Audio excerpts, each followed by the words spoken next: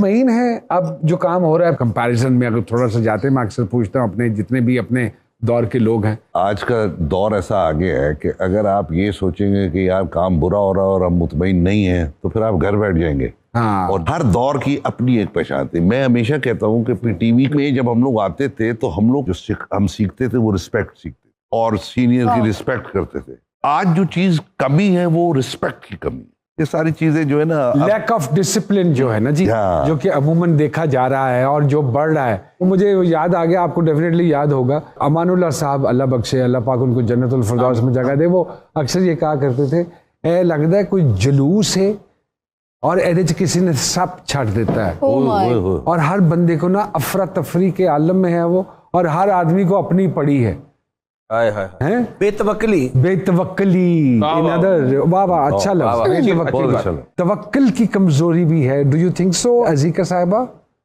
मुझे लगता है अज़ीका साहिबा आपने ये नहीं सोचा था कि आपसे अच्छी बातें भी हो सकती हैं। नहीं, बिल्कुल तवक्कुल की कमी है, डिससैटिस्फैक्शन है, इंसान खुश नहीं है। फिर मैं वही बात कहूँगी कि सोशल मीडिया की वजह से लोगों में इंफीरियॉरिटी कॉम्प्लेक्स इतना ज़्यादा हो गया है कि तवक्कुल और कंटेंटमेंट और सेटिस्फैक्शन नहीं रही, क्योंकि वो देखते हैं कि यार ये फलाना बंदा, इसके मुझसे ज़्यादा फॉलोअर्स, इसके ज़्यादा लाइक्स, इसके ये, मैं भी तो काम कर रहा हूँ, मैं भी तो कर रही हूँ, मेरा तो ड्रामा अच्छा गया बट स्टिल मेरे नहीं है। तो वो डिससैटिस्फैक्शन का एलिमेंट है और इसकी वजह से बहुत सारे मेंटल डिसऑर्डर्स भी बढ़ते जा रहे हैं हमारी सोसाइटी में। अच्छा, मैं एक बात पूछना चाह रहा था मैम, डू यू एग्री कि फेसबुक पे दो टाइप के लोग होते हैं? एक होती है सास जिसे हर पोस्ट में गलती दिखती है, और एक होती है माँ जो हर पोस्ट को लाइक करती है। Do you agree? Yes yes, क्या है, आप समझ, लाफ्टर नहीं आता, देखो आ रहा। Very good. सही है सर। आपसे सर, विलन होने का सबसे बड़ा फायदा क्या और नुकसान? हसीन औरतें ज्यादा देखती। और नहीं, फिल्म में क्या फायदा होता है? वही ना, अच्छा, सारा कुछ तो हासिल कर लेता है विलन शुरू में ही चाहे आखिर में मर जाए, लेकिन बाद में चाहे उसको जूतियां पड़ रही लेकिन उसने हासिल कर लेना। हीरो से पहले हीरोइन को वो ले जाता। हाँ नहीं साहब, बिकॉज भाजी तुसी इन्ने सारे माशाल्लाह नेगेटिव तुसी भी कैरेक्टर्स कीते ने, मैं जाती तौर पे समझना कि विलन दे कोल एक ज्यादा मार्जिन होता है टू परफॉर्म। विलन ने ही आके पूरा एटमॉस्फेयर चेंज करना होता है। उसकी कामयाबी का जो दारोमदार होता है वो विलन के पावर पे होता है। अगर विलन पावरफुल आप लेकर आएंगे स्क्रीन पे तो मजा आ जाएगा, अगर आप ठंडा माठा ले आएंगे तो वो जा पड़ेगा। सर, आपने जैसे नामालूम अफराद में आखिर में आए आप फर्स्ट फिल्म में, उसमें गुलाब जामुन आपने इस तरह उतारी कि वो पूरी स्क्रीन पे गुलाब जामुन, मतलब एक सिर्फ गुलाब जामुन को उनका जो तोड़ना था ना, गुलाब जामुन की सिस क्यों किया हुआ और शीरा यहाँ से आ रहा है और उसके बाद इन्होंने खा के उसके बाद यूं हाथ साफ किए। यादगार कैरेक्टर, यादगार कैरेक्टर। और जुओं को भी फायदा पहुंचाया ना। हाँ, मैं कह रहा था कि जुओं ने मुझे कहा था कि शुगर है, कि सर नहीं, कि शुगर को दिल कर रहा था, फिर मैंने स्टाइल था, पहुंचा दी शुगर। इतने नेगेटिव किरदार करने के बाद एक किरदार ताड़ा माशाल्लाह बहुत अप्रीशिएट होया सी, और बल्कि तानू लोकी बुलांदे भी कालीदास दे नां तो एक एयरपोर्ट का भी वाकया बड़ा मशहूर सी ताड़ा, शेयर करो सारे सारे ना। उसमें वो होता था ना कि मैं जब सीन करता था, वो बीवी बाथरूम में पीछे खड़ी हुई है और मैं शेव कर रहा हूँ और मैं गाना गा रहा हूँ कि कौन है जो सपनों में आया, कौन है जो दिल में समाया, लो झुक आसमां बे, इश्क मेरा रंग लाया, वाह वाह वाह, ओ शीतल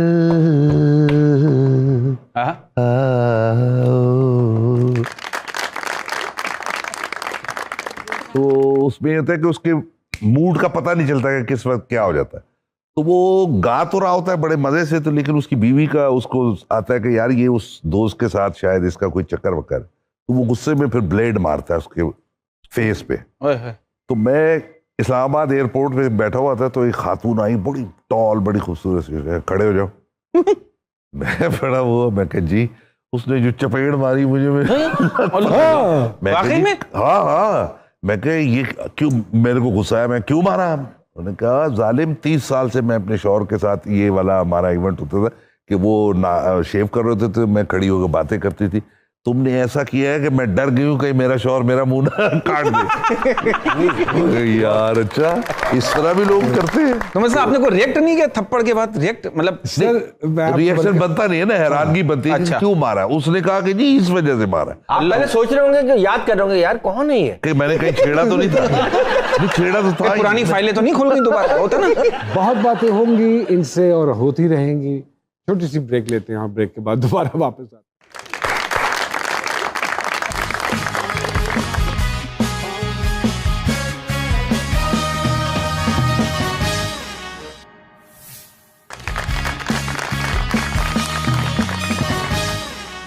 एक मरतबा फिर से खुश आमदीद कहते हैं जी सरकार में। नैयर इजाज साहब, अजीका साहिबा हमारे साथ मौजूद हैं। नैयर भाई, गाना जिस फैमिली से आपका ताल्लुक है, मुझे सामिया जी भी दूसरे इशारा कर रही थी कि गाना सुनना, तो मैं कहा फिक्र मत करें, हम नैयर भाई को जाने नहीं देंगे बगैर आवाज सुने इनकी। जिस अच्छा तुसी साथ ना देना। जा पाऊंगा मैं। सोने वे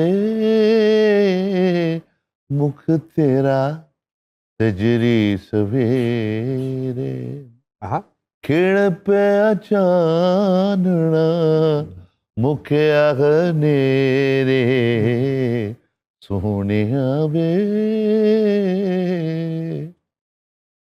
ख्वाबां विच सोचे हासी नेरा तेरे टंग दा, हज़ला तो रूप तेरा मेरा दिल मंगदा, इंज पिया संगदा, मंगिया दुआवां लखा वेलाया फेरे। सोहणिया वे।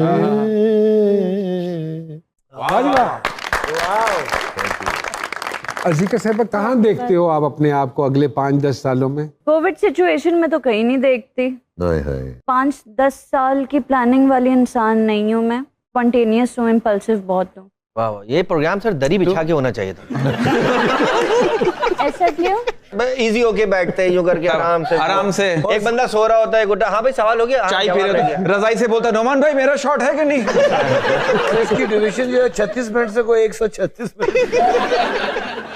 जो सोच के बोल रही हैं आप, उसका तमस्कर मत उड़ाओ। नहीं। अच्छा नैयर साहब, आपको शिकार का शौक है? अगर शिकार आप हो तो करने का। किससे इंस्पायर होके काम शुरू किया? क्या कैसे ये शौक पड़ गया? आज तक अजीब सी बात यह है कि कोई इंस्पिरेशन नहीं रही मेरी। अरे किसी से इंस्पायर नहीं हुई एक्ट्रेस बनने के कितने लिए। बजे दवाई लेती हैं?